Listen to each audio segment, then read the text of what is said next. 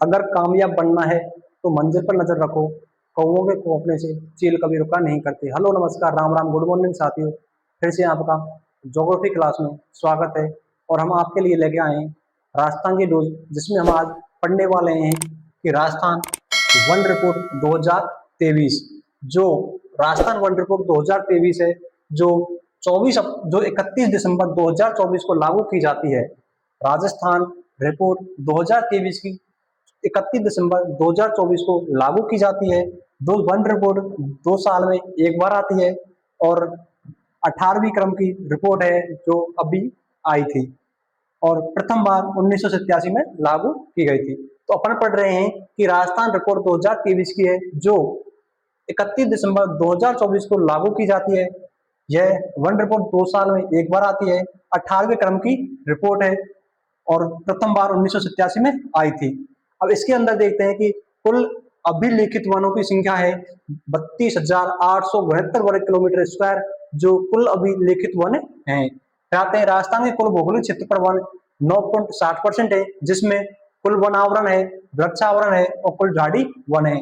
तो राजस्थान के कुल भौगोलिक क्षेत्रफल वन 9.60% है, जिसमें आते हैं कुल झाड़ी वन आते हैं 1.60% आते हैं, कुल वन आवरण आता है 4.84% है, वृक्षावरण 3.16% है। अगर आप इन सभी को जोड़ोगे तो अपन का आने वाला है 9.60%। तो मैंने आपको बताया था कि राजस्थान के कुल भौगोलिक क्षेत्रफल वन 9.60% है, जिसमें कुल झाड़ी वन 1.60% आते हैं, कुल वन आवरण है 4.84% है, वृक्ष आवरण 3.16% है। इस बात देखते हैं अपन कि राजस्थान की प्रथम वन या प्रथम पर्यावरण नीति 18 फरवरी 2010 को लागू की जाती है।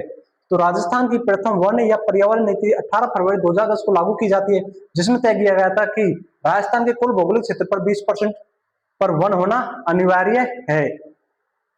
इसके बाद देखते हैं कि वनों का प्रशासन वर्गीकरण। वनों को प्रशासन दृष्टि से 3 भागों में बांटा गया है। पहले आते हैं आरक्षित वन, दूसरा है सुरक्षित वन और तीसरा है अवर्गीकृत वन है। आरक्षित वन किन्हें कहते हैं? वह वन जिस पर पूर्ण अधिकार सरकार का होता है, जिन्हें किसी अनुमति पर हम काट नहीं सकते, उन्हें कहते हैं आरक्षित वन। और सुरक्षित वन जो होते हैं, जो सरकार के अधिकार में आते हैं, वन विभाग के अधिकार में आते हैं, लेकिन हम उन्हें वन विभाग की परमिशन से हम उन्हें काट सकते हैं और उपयोग में ले सकते हैं, वो होते हैं सुरक्षित वन। अवर्गीकृत वन कौन से होते हैं? जिन पर सरकार का कोई अधिकार नहीं होता, उन्हें हम कभी भी काट सकते हैं, कभी उपयोग में ले सकते हैं, वो अवर्गीकृत वन कहलाते हैं। तो यह वन आरक्षित वन 37.4% क्षेत्रफल पर पाए जाते हैं और सुरक्षित वन है जो 56.56% क्षेत्रफल पर पाए जाते हैं और अवर्गीकृत वन 6.4% क्षेत्रफल पर पाए जाते हैं। इसमें देखते हैं आरक्षित वन सर्वाधिक उदयपुर में पाए जाते हैं, सुरक्षित वन सर्वाधिक बारां में पाए जाते हैं और अवर्गीकृत वन सर्वाधिक बीकानेर में पाए जाते हैं। फिर आते हैं अपन क्षेत्रफल के आधार पर सर्वाधिक वन कहाँ पाए जाते हैं। तो क्षेत्रफल के आधार पर सर्वाधिक वन पाए जाते हैं। उदयपुर है 1 नंबर पर, सेकंड पर अलवर आता है, थर्ड पर प्रतापगढ़ आता है, फोर्थ पर चित्तौड़गढ़ आता है। तो अपन का आता है उदयपुर, अलवर, प्रतापगढ़, चित्तौड़गढ़। फिर आते हैं न्यूनतम वन पाए जाते हैं। चूरू में है हनुमानगढ़, जोधपुर, श्रीनगर। तो पहला आएगा अपन का चूरू, दूसरे पर आएगा हनुमानगढ़, जोधपुर और श्रीनगर। ये है अपन के न्यूनतम वन है। तो मैंने आपको बताया था कि क्षेत्रफल के आधार पर सर्वाधिक वन उदयपुर में पाए जाते हैं और न्यूनतम चूरू में पाए जाते हैं। दूसरे नंबर बताया क्षेत्रफल के आधार पर सर्वाधिक वन उदयपुर, अलवर में पाए जाते हैं, इधर हनुमानगढ़ में पाए जाते हैं। फिर प्रतापगढ़ और चित्तौड़गढ़ है, इधर जोधपुर और श्रीनगर है। अपन को ये 4 तो याद करने ही पड़ेंगे जिले। उसके बाद अपन का कि परसेंट के आधार पर, प्रतिशत के आधार पर सर्वाधिक वन कहाँ पाए जाते हैं। तो प्रतिशत के आधार पर सर्वाधिक वन उदयपुर में पाए जाते हैं, फर्स्ट नंबर पर आता है। फिर आता है दूसरे नंबर पर प्रतापगढ़ आता है, तीसरे पर सिरोही आता है, चौथे पर करौली आता है। और प्रतिशत के आधार पर न्यूनतम वन कहाँ पाए जाते हैं? न्यूनतम वन चूरू में पाए जाते हैं, उससे फिर जोधपुर आता है, बीकानेर आता है, फिर जैसलमेर आता है। फिर देखते हैं अपन कि राजस्थान वन विभाग की स्थापना। राजस्थान वन विभाग की स्थापना 1950 में की गई थी, जिसका हेडक्वार्टर जयपुर में स्थित है। तो राजस्थान वन विभाग की स्थापना 1950 के अंदर की गई थी, जिसका मुख्यालय जयपुर में स्थित है। फिर आती है अपन की कि राजस्थान राज्य जैव विविधता बोर्ड। राजस्थान राज्य जैव विविधता बोर्ड की स्थापना 2010 में की गई थी। अच्छा, फिर इसके बाद आते हैं अपन कि राष्ट्रीय वन अधिनियम 1951। राष्ट्रीय वन अधिनियम कब का है? 1951 का है, जिसके तहत राजस्थान वन अधिनियम 1953 लागू किया गया था। तो राष्ट्रीय वन अधिनियम 1951 के तहत राजस्थान वन अधिनियम 1953 में लागू किया गया था। अपन ये 2023 की वन रिपोर्ट थी जो 2024 में लागू होती है। ये अपन की वर्तमान वन रिपोर्ट है, 18वें क्रम की है। अपन इस टॉपिक से एग्जाम में क्वेश्चन अधिकतर पूछे जाते हैं, जिसमें अपन देखते हैं कि 22 मार्च को विश्व जल दिवस मनाया जाता है। 22 अप्रैल को विश्व पृथ्वी दिवस मनाया जाता है। 22 मई को विश्व जैव विविधता दिवस मनाया जाता है। 5 जून को विश्व पर्यावरण दिवस मनाया जाता है और 16 सितंबर को विश्व ओजोन दिवस मनाया जाता है। ये अपन की रोज कंप्लीट होती है। अब आगे अपन ज्योग्राफी क्लास में चलते हैं और ज्योग्राफी अपन का टॉपिक चल रहा है, उस पर बात करने वाले हैं। तो आइए, आपका स्वागत है। आइए तो आपका क्लास में स्वागत है। अपन ज्योग्राफी के टॉपिक चल रहा है राजस्थान का भौतिक प्रदेश। अपन का टॉपिक चल रहा है राजस्थान का भौतिक प्रदेश। अपन का टॉपिक है राजस्थान का भौतिक प्रदेश। इस पर हम चर्चा करने वाले हैं। आइए तो देखते हैं। अपन ने कल की क्लास में पढ़ा था कि राजस्थान को सर्वप्रथम वीसी मिश्रा के द्वारा 1967 में उनकी पुस्तक का नाम है राजस्थान का भौतिक भूगोल, जिसमें राजस्थान को 7 भागों में बांटा गया था। तो अपन पहली बात आती है प्रोफेसर वीसी मिश्रा के द्वारा 1967 में राजस्थान को 7 भौतिक प्रदेशों में बांटा गया था, जिसमें अपन पढ़े थे। नंबर 1 आता है नहरी क्षेत्र या घग्गर प्रदेश। नंबर 2 आता है शुष्क मरुस्थलीय प्रदेश। नंबर 3 आता है अर्ध शुष्क मरुस्थलीय प्रदेश, जिसे बांगड़ कहा जाता है। तीसरा आता है पूर्वी कृषि औद्योगिक क्षेत्र। चौथा आता है चंबल बीहड़ क्षेत्र। छठा आता है अरावली क्षेत्र और सातवां आता है दक्षिण पूर्वी कृषि औद्योगिक क्षेत्र। ये अपन पढ़ चुके हैं। और अब अपना आने वाला है आगे पढ़ा था अपन ने 1971 की कहानी पढ़ी थी। आगे कौन सी पढ़ी थी? 1971 की कहानी, जिसमें मैंने बताया था कि डॉक्टर रामलोचन सिंह के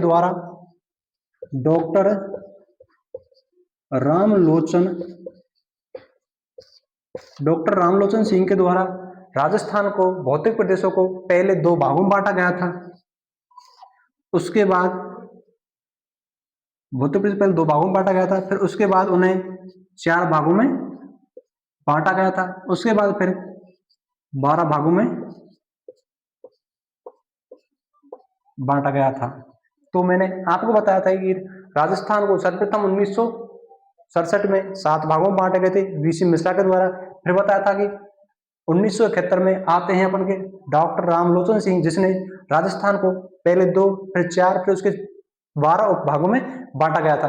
कल अपन ने पढ़ा था तो नोट्सों में एक अपन से हल्की सी मिस्टेक हो गई थी, उसके लिए मैं आपसे सॉरी मांगता हूं और वो आज शुद्धिकरण करते हैं। मैंने आपको कल बताया था कि तीसरा नंबर आता है अपन का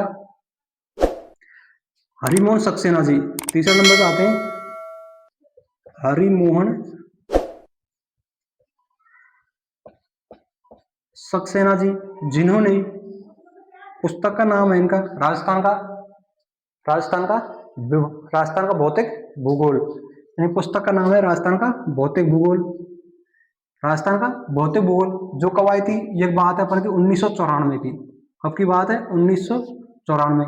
लेकिन कल अपने इसकी जगह 1971 पढ़ लिया था, उसे काट के अपन को 1994 करना है। तो ये अपने नोट्स में जाए वापस और उसको काट के 1994 कर लें। ये शुद्धिकरण अपन को करना है। और इसमें अपन इन्होंने राजस्थान को 4 भागों में बांटा था, जिसने मैंने आपको एक कहानी सुनाई थी कि हरिमोहन सक्सेना जी जब राजस्थान आए थे सर्वप्रथम 1994 के अंदर, तो पहले वो पर्वत पर जाते हैं, जिसके बाद में वो पठार का निरीक्षण करते हैं। पठार के बाद में मैदान में जाते हैं और मैदान के बाद में मरुस्थल में प्रवेश करते हैं। तो मैंने आपको बताया था पहला अरावली पर्वतमाला, दूसरा बताया था हाड़ौती का पठार, तीसरा बताया था पूर्वी मैदानी भाग, चौथा बताया था पश्चिम मरुस्थलीय प्रदेश। ये अपन कल की क्लास में पढ़ चुके हैं। और आज अपन पढ़ने वाले हैं कि इससे आगे पढ़ा था अपन ने पश्चिम मरुस्थलीय प्रदेश है, अरावली पर्वतमाला है, हाड़ौती का पठार है। और देखो आज की देखते हैं पश्चिम मरुस्थलीय प्रदेश,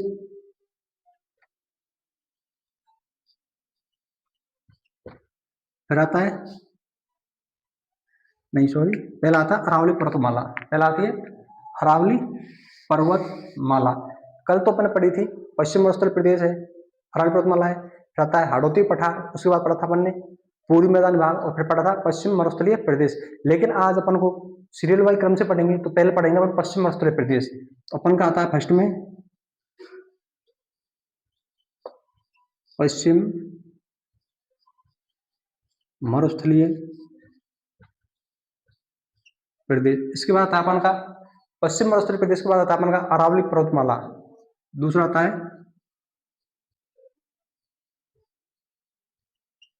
अरावली पर्वतमाला। इसके बाद तीसरा आता है अपन का पूर्व मैदानी भाग, तीसरा आता है पूर्वी मैदानी भाग, और चौथे नंबर पर आता है हाड़ौती का पठार, हाड़ौती का पठार। ये अपन के आते हैं, पहले अपन का आता है पश्चिम उत्तर प्रदेश, जिसको उत्पत्ति काल में आप बताया था, इसकी पश्चिम उत्तर प्रदेश की उत्पत्ति होती है प्लेस्टोसीन काल में। इसकी उत्पत्ति होती है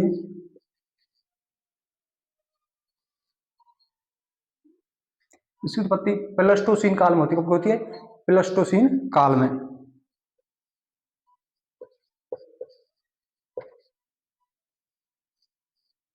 प्लेस्टोसीन काल में पश्चिम उत्तर प्रदेश की उत्पत्ति होती है। अरावली पर्वतमाला की उत्पत्ति प्री कैम्ब्रियन काल मानी जाती है। अरावली पर्वतमाला की उत्पत्ति प्री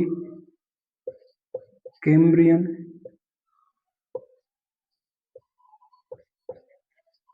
काल में अरावली पर्वतमाला की उत्पत्ति मानी जाती है। फिर आता है अपन का पूर्व मैदानी भाग, इसकी उत्पत्ति प्लेस्टोसीन काल में मानी जाती है। इसकी उत्पत्ति प्लेस्टोसीन काल में मानी जाती है। फिर आता है अपन का हाड़ौती का पठार, इसकी उत्पत्ति प्लेस्टोसीन, इसकी उत्पत्ति क्रिस्टेशियस काल में मानी जाती है। इसकी उत्पत्ति होती है क्रिस्टेशियस काल में।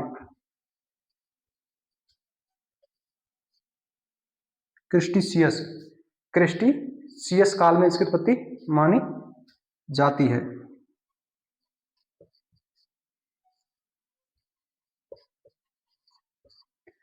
तो अपन पढ़ रहे हैं राजस्थान का भौतिक प्रदेश, जिसमें अपन कुछ क्लास, एक क्लास अपन कर चुके हैं, और आज पढ़ने वाले हैं अपन पश्चिम उत्तर प्रदेश, अरावली पर्वतमाला, पूर्वी मैदानी भाग और हाड़ौती का पठार। ये अपन पढ़ने वाले हैं, और ये बनेगी अपन की एक सारणी, जिसमें अपन देखने वाले हैं कि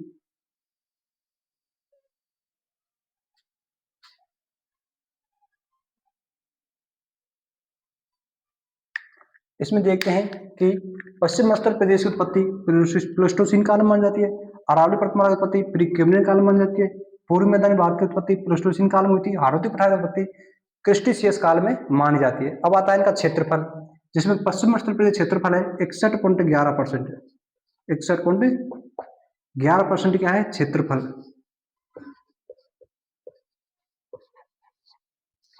61.11% क्षेत्रफल है पश्चिम उत्तर प्रदेश का।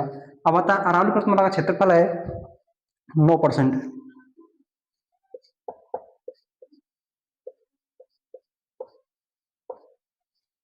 अरावली पर्वतमाला का क्षेत्रफल आता है 9%। पूर्वी मैदानी भाग का क्षेत्रफल आता है 23%।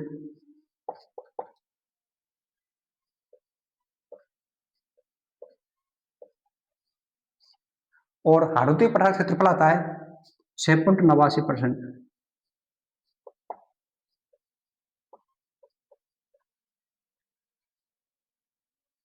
6.89% क्षेत्रफल आता है। ये तो हो गया अपन के काल, क्षेत्रफल। अब आते हैं अपन के जनसंख्या कि पश्चिम उत्तर प्रदेश पर जनसंख्या 40% निवास करती है। पश्चिम उत्तर प्रदेश पर जनसंख्या 40% निवास करती है, और जबकि अरावली पर्वतमाला क्षेत्रफल पर जनसंख्या 10% निवास करती है।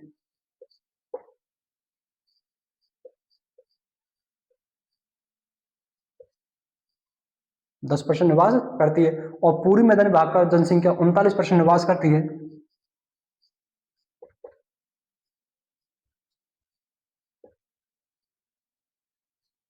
और आता है अपन का हाड़ौती पठार पर जनसंख्या होती है जो निवास करती है, इस पर है 11% जनसंख्या निवास करती है।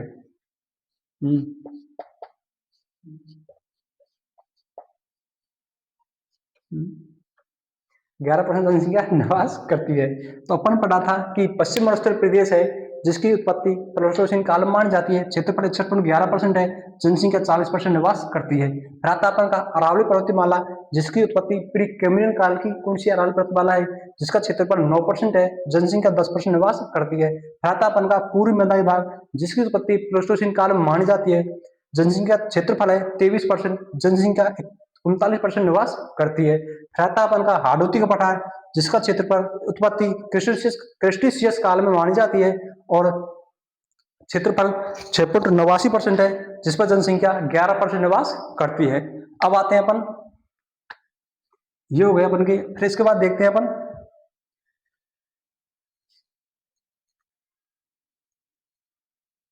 इसके बाद अपन का कि पश्चिम मरुस्थल प्रदेश को, पश्चिम मरुस्थल प्रदेश में मिट्टी कौन सी पाई जाती है, तो इसमें मिट्टी पाई जाती है रेतीली या बालुई मिट्टी,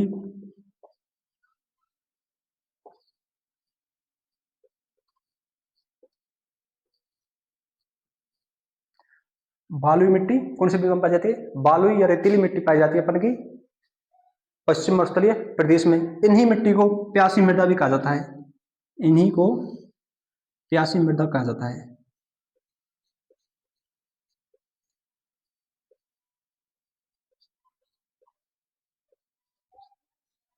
तो पश्चिम मरुस्थल प्रदेश में मिट्टी रेतीली या बालुई मिट्टी पाई जाती है जिसे प्यासी मृदा कहा जाता है। रहता अपन का अरावली पर्वतमाला जिसमें मिट्टी पाई जाती है पर्वतीय मिट्टी,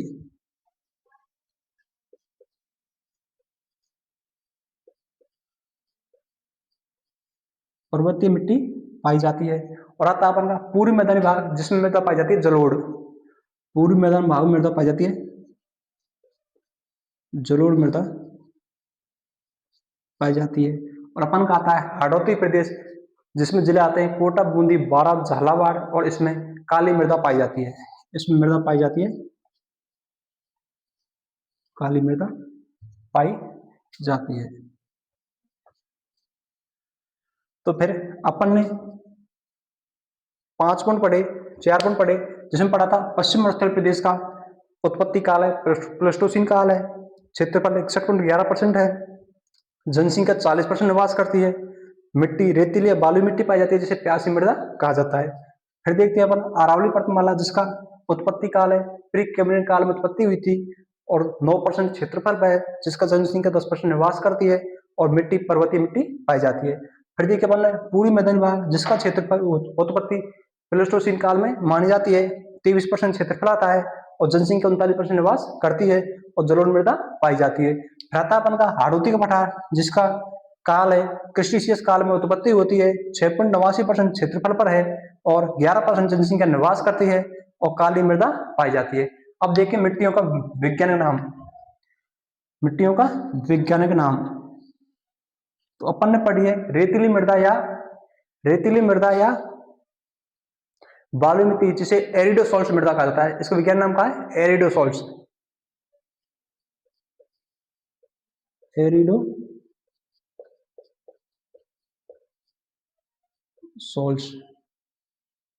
इसका विज्ञान नाम है एरिडोसॉल्ट, रेतीली या बालुई मृदा का। जबकि पर्वतीय मृदा का विज्ञान नाम है, पर्वतीय मृदा का विज्ञान नाम आता है इनसेप्टिसॉल्ट। पर्वतीय मृदा का विज्ञान नाम का है इनसेप्टिसॉल्ट, इनसेप्टिसॉल्ट।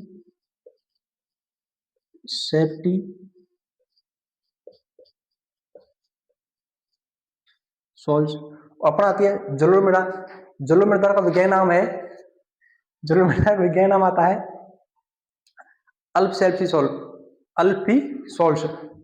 इसका विज्ञान नाम आता है अल्फीसॉल्ट।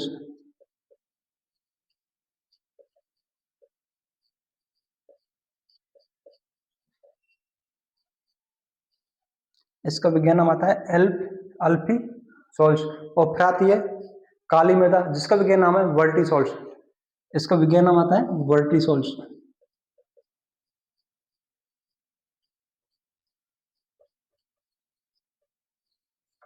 ये मृदाओं के विज्ञान नाम तो आपको याद करने पड़ेंगे ही, और एग्जाम में अपन अक्सर क्वेश्चन पूछे भी जाते हैं। तो अपन देखते हैं, रेतीली या बालुई मृदा का विज्ञान नाम आता है एरिडोसॉल्स, पर्वतीय मृदा का विज्ञान नाम है इनसेप्टिसॉल्स है, जलोढ़ मृदा का विज्ञान नाम है अल्फीसॉल्स है, और काली मृदा का विज्ञान नाम आता है वर्टिसॉल्स। ये अपन विज्ञान नाम हो गए। फिर इनके बाद आता है इनका वो अलग देखने वाले हैं अपन। यहाँ तो देखते हैं अपन कि पश्चिम मरुस्थलीय प्रदेश की उत्पत्ति प्लेस्टोसीन काल में मानी जाती है। क्षेत्रफल 11.11% है। जनसंख्या 40% निवास करती है। रेतीली बालुई मृदा पाई जाती है, जिसे प्यासी मृदा कहा जाता है। इसका विज्ञान नाम आता है एरिडोसॉल्स। फिर आता है अरावली पर्वतमाला, जिसकी उत्पत्ति प्री कैम्ब्रियन काल में मानी जाती है। 9% क्षेत्रफल है, 10% जनसंख्या निवास करती है, और पर्वतीय मिट्टी पाई जाती है। इसे पर्वतीय मिट्टी का विज्ञान नाम है इनसेप्टिसॉल्स। फिर आते अपन के पूर्वी मैदानी भाग, जिसकी उत्पत्ति प्लेस्टोसीन काल में मानी जाती है। 23% क्षेत्रफल है, 39% जनसंख्या निवास करती है। जलोढ़ मृदा पाई जाती है, जिसका विज्ञान नाम आता है अल्फीसॉल्ट्स। फिर आती है हाड़ौती का पठार, जिसकी उत्पत्ति क्रिस्टेशियस काल में मानी जाती है। जनसंख्या क्षेत्रफल है 6.89% है, जनसंख्या 11% निवास करती है, और काली मृदा पाई जाती है, जिसका विज्ञान नाम वर्टिसॉल्स आता है। ये अपन पढ़ चुके हैं। अब आगे और देखते हैं, स्क्रीनशॉट लेना चाहो तो ले सकते हो।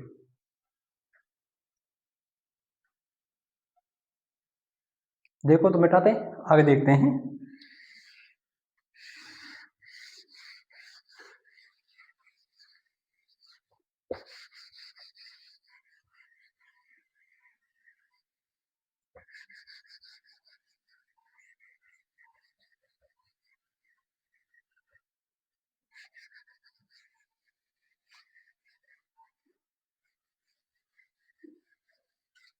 अब इन्हें अपन भागों में बांटते हैं। तो पहला आता अपन का पश्चिम मरुस्थलीय प्रदेश। पश्चिम मरुस्थलीय प्रदेश को दो भागों में बांटा गया था, जिसे एक तो कहते हैं शुष्क मरुस्थलीय प्रदेश और अर्ध शुष्क मरुस्थलीय प्रदेश। एक तो है जलवायु के आधार पर पश्चिम मरुस्थलीय प्रदेश को दो भागों में बांटा गया है, शुष्क मरुस्थलीय प्रदेश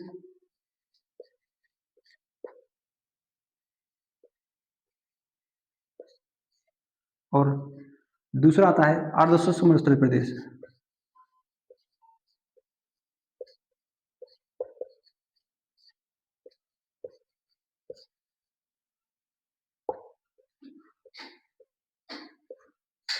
ये होते हैं अपन के जलवायु के आधार पर।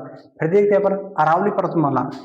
अरावली पर्वतमाला को अपन तीन भागों में बांटते हैं, जिसमें पहला आता है अपन का उत्तरी अरावली,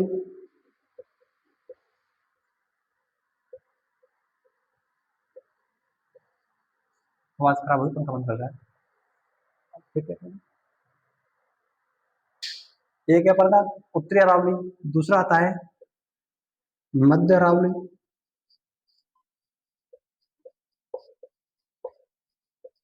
और तीसरा आता है दक्षिण अरावली।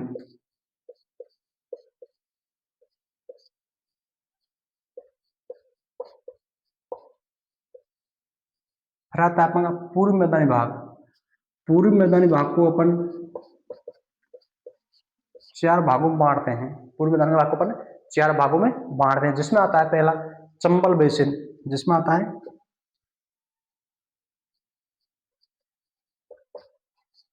चंबल बेसिन, और दूसरा आता है अपन का बनास बेसिन,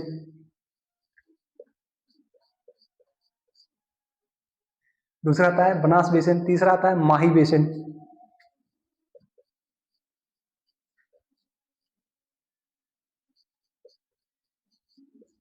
माही बेसिन,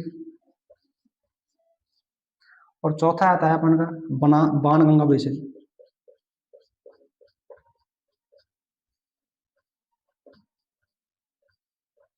बाणगंगा बेसिन। इसी प्रकार के अपन आते हैं हाड़ौती पठार में। हाड़ौती पठार को पहले बांटते हैं अपन अर्धचंद्राकार पहाड़ियां। फर्स्ट भाग रहता है अपन का हाड़ौती पठार का अर्धचंद्राकार पहाड़ियां। अर्ध चंद्राकार पहाड़ियाँ। अब दूसरा भाग होता है अपन का नदियों से निर्मित मैदान। नदियों से निर्मित मैदान से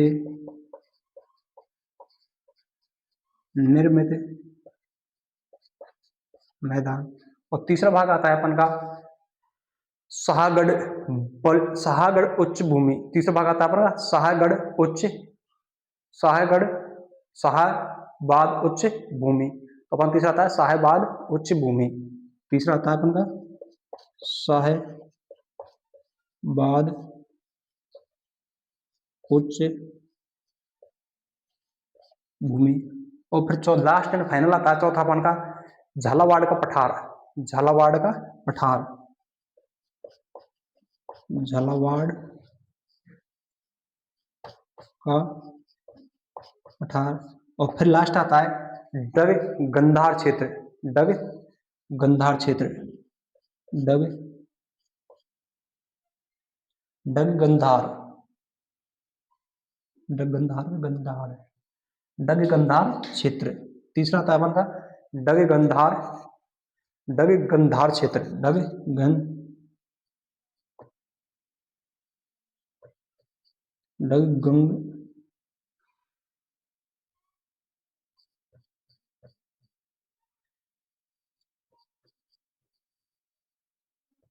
क्षेत्र। तो अपन ने पढ़ा था कि पश्चिम उत्तर प्रदेश को दो भागों में बांटा गया था जलवायु के आधार पर, जिसमें पहला आता है शुष्क मरुस्थल प्रदेश, दूसरा आता है अर्धशुष्क मरुस्थल प्रदेश। और यही 25 सेमी वर्षा रेखा राजस्थान को पश्चिम उत्तर प्रदेश को दो भागों में बांट रही है, जो अपन आगे पढ़ेंगे जब पश्चिम उत्तर प्रदेश स्पेशल पढ़ने वाले हैं उसमें अपन पढ़ेंगे। तो अपन ने पढ़ा था कि पश्चिम उत्तर प्रदेश को जलवायु के आधार पर दो भागों में बांटा गया है, शुष्क मरुस्थल प्रदेश और अर्धशुष्क मरुस्थल प्रदेश। फिर पढ़ा अपन ने अरावली पर्वतमाला को 3 भागों में बांटा गया है, उत्तरी अरावली, मध्य अरावली और दक्षिण अरावली। फिर देखते अपन पूर्वी मैदानी भाग को 4 भागों में बांटा गया है, जिसमें चंबल बेसिन आता है, बनास बेसिन आता है, माही बेसिन आता है, बाणगंगा बेसिन आता है। फिर देखते हैं हड़ौती पठार को बांटा गया है कितने भागों में, 5 भागों में। 5 हो गई क्या, 1 2 3 4 5 भागों में। जिसमें पहला आता है अर्धचंद्राकार पहाड़ियां, दूसरा आता है नदियों से निर्मित मैदान, तीसरा आता है शाहबाद उच्च भूमि, चौथा आता है झालावाड़ का पठार और पांचवा आता है डग गंधार क्षेत्र।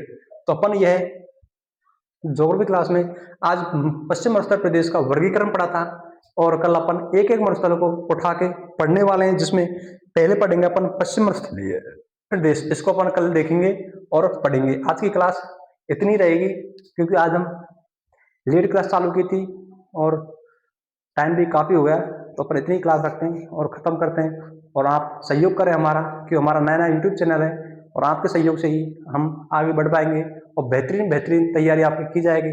और आपको पता होगा कि आपने सुना होगा कि एसआई भर्ती जो 2021 में भर्ती हुई थी एसआई की, जैसे फर्जीवाड़े के कारण वो भर्ती अभी वर्तमान में रद्द कर दी गई है और उसकी वैकेंसी दोबारा से आने वाली है। तो आप अपनी तैयारी में जुट जाएं, पता नहीं कब भी वैकेंसी आती है। और राजस्थान पुलिस की एग्जाम आज 30 तारीख हो गई, कल 31 तारीख लास्ट अगस्त है, उसके बाद में सितंबर के 1 महीने में एग्जाम होने वाली, जिसमें 4th क्लास है, राजस्थान पुलिस है और शायद पटवारी की भी एग्जाम हो सकती है अपन की। तो तैयारी को सुचारू रूप से चालू रखें और अपनी नियमित समय से पढ़ाई करें और आगे क्लास को शेयर एंड लाइक करें, सब्सक्राइब करें चैनल को।